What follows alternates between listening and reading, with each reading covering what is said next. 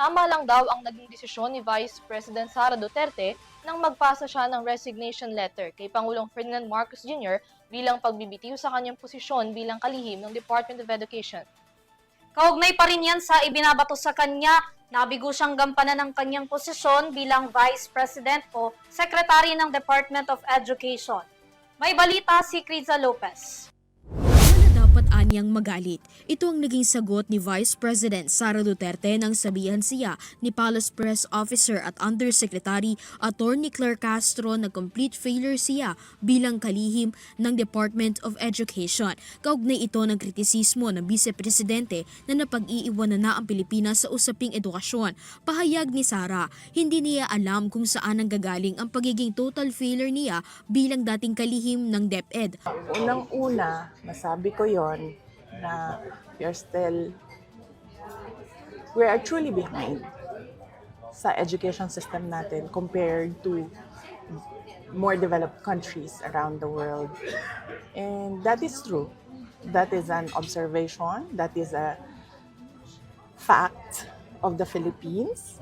And I have all the right to say kung ano yung katotohanan ng bansa natin.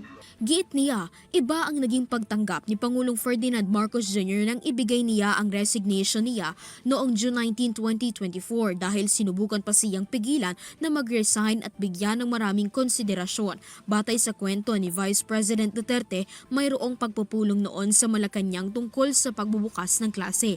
Pagkatapos ng pagpupulong, humingi siya ng oras sa Pangulo kung saan nag-usap ang dalawang opisyal sa isang opisina sa loob ng Malacanang. Nang ibinigay na niya ang resignation sa Pangulo, nagtaka pa raw ito sa kanyang pagbibitiw sa posisyon at tinanong pa siya kung mayroon siyang gustong posisyon. Para sa akin ba, kailangan pa ba itanong yun? Hindi mo ba nakikita kung ano yung ginagawa ninyo sa akin? Then ang sunod niyang ginawa, inofera niya ako, may gusto ka ba na posisyon? Sabi ko, wala akong gustong posisyon.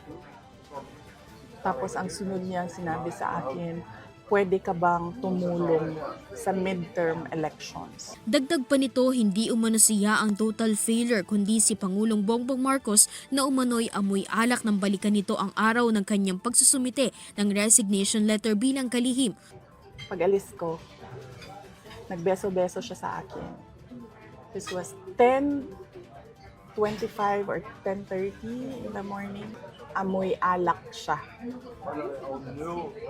At kung ako ang pahulain, kung ano yung alak na yon, whiskey.